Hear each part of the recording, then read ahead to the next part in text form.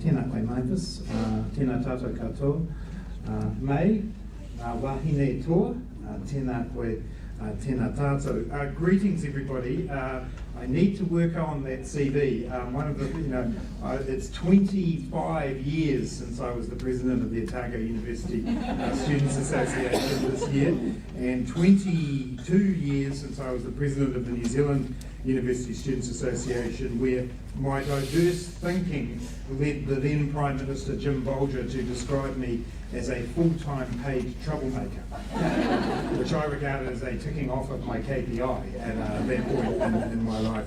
A lot has happened since then, as Doug points out, and if you're in opposition long enough, you get to be the spokesperson on virtually every portfolio, and that's pretty much what happened over those 9 years, but it is a great privilege and honour to be in government today. I want to acknowledge my ministerial colleague, the Honourable Jenny Salisa, who joins me at the front. I know Jenny's been busy today because I saw some social media pictures of her speaking at an affordable housing summit, so thank you for being here.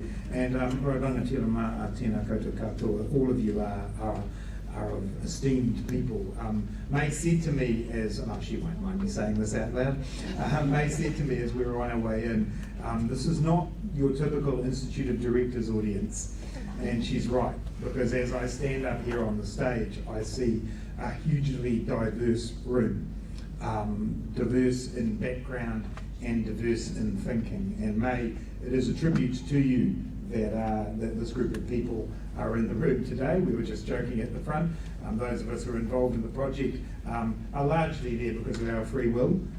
The other part is May.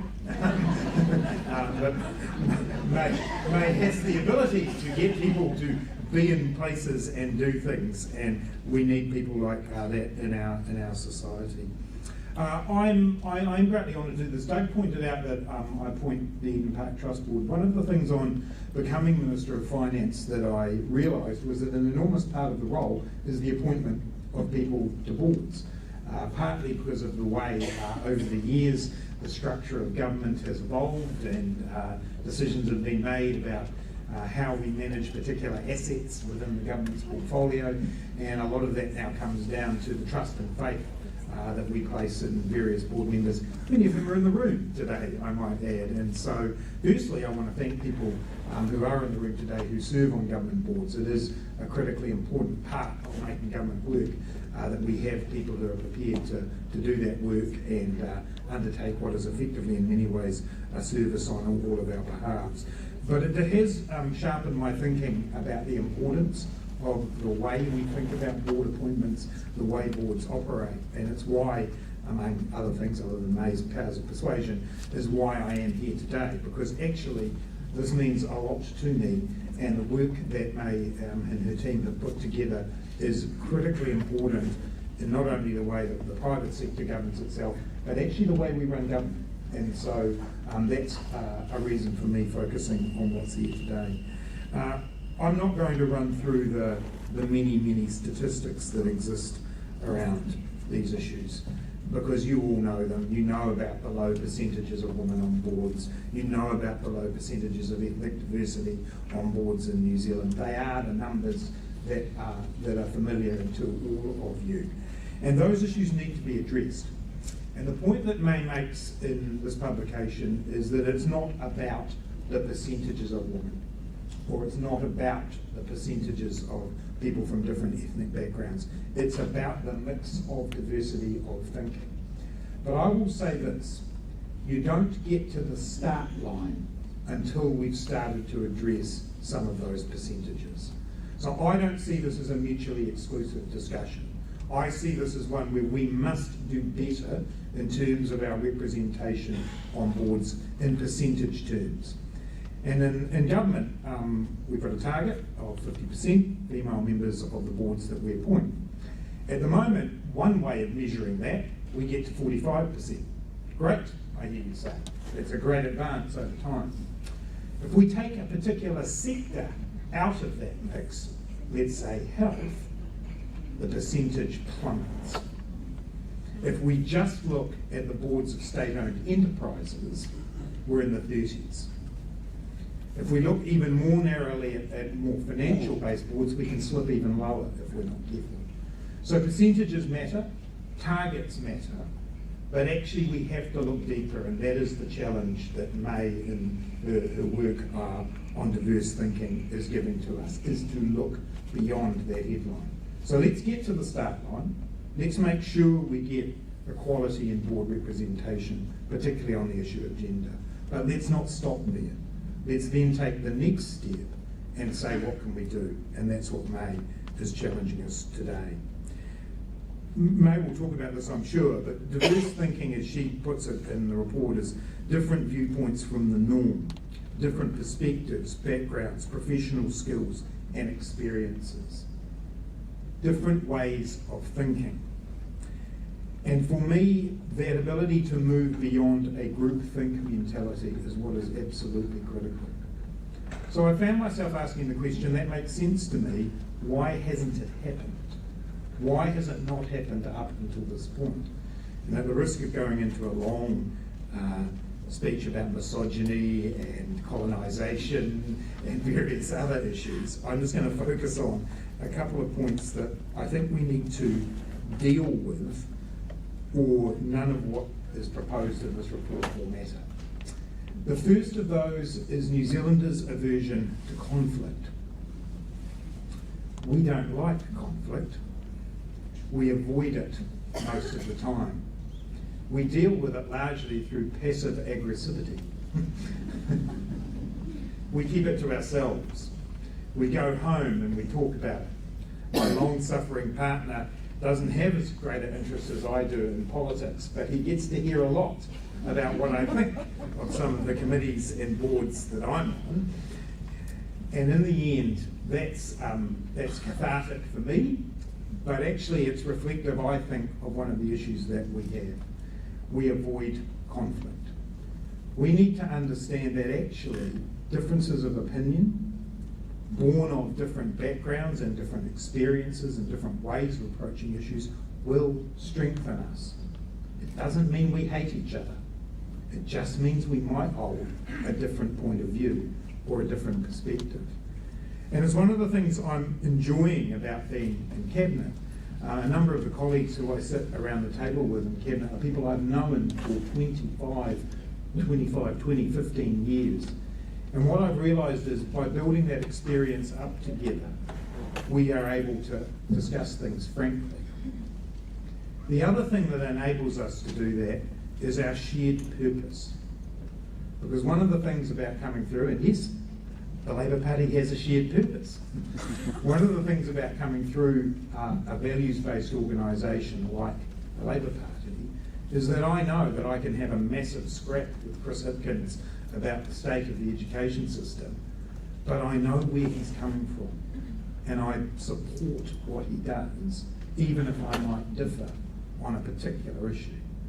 So sorting out the values base of a business or an organisation and being on the same page can then, I think, allow us to facilitate getting beyond our natural desire to avoid conflict. Or we get Russell Norman and the Australians to come in, because they're not scared of conflict at all. We need to find a way of addressing that inside our culture and our personality, to understand that differences of opinion respectfully expressed are in fact one of the greatest strengths that any board or organisation can have. The second point that I think is really important to making this concept of diverse thinking work is understanding that we also have to challenge the way we measure success. Because while you can get a diverse group of thinkers around the table with different experiences and different skills, if your measures of success, your yardsticks that you're working on, are just the same as they've always been, it won't amount to as much as you want it to. We're working on this right now. So the government, when it brings its budget, and I bring the budget to the table in May next year, we will produce what we think will be the world's first wellbeing budget. And that will focus not just on the financial bottom line, but it will focus on that because it's important. It will also focus on our natural capital, our environmental, the health of our environment, our social capital, the strength of our communities and our human capital, the abilities, the health and the well-being of our individuals and our families. And we're going to measure our success against each of those, and we're going to report on that consistently over time.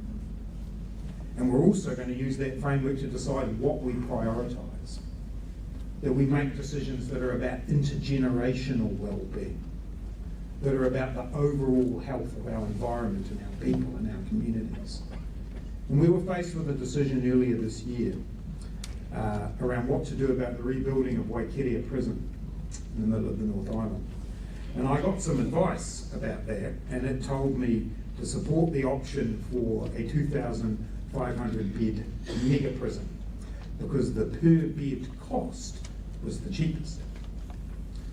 And when I thought about that advice, and I thought to myself, well, sure, if you use that particular framework of analysis, it might be the right decision.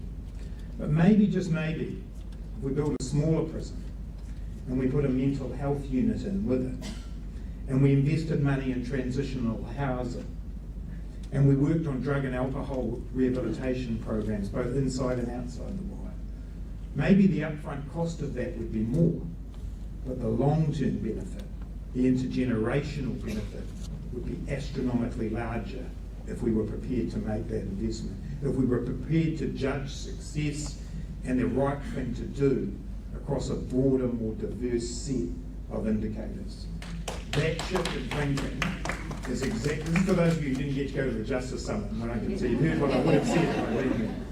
That shift in thinking is as much important to me as the diversity of the people at the table. Having the ability to see in the round what we're doing over the long term, that's the diversity that's needed. If we get that right, and we get over our shyness about disagreeing, and we've got the right people in the room, we'll make the very, very best decisions for your company, for our country, and for the planet. And so, May, I want to thank you again for putting this together. I haven't had a chance to read the whole report. The interviews that I have read are important, emotional, and clear in their direction, which is that if you embrace this, if you're prepared to change, if you're prepared to consider a diverse range of voices and the experiences that they bring to the table, then you'll not only make better decisions today, but you'll contribute to the development of our people and our country. I think, May, that you've made a remarkable contribution again, and I'm not sure if this is the bit where I'm supposed to do it, but I'll do it. So it is my great privilege and honour to launch the Diverse Thinking Capability Audit of New Zealand Boardrooms.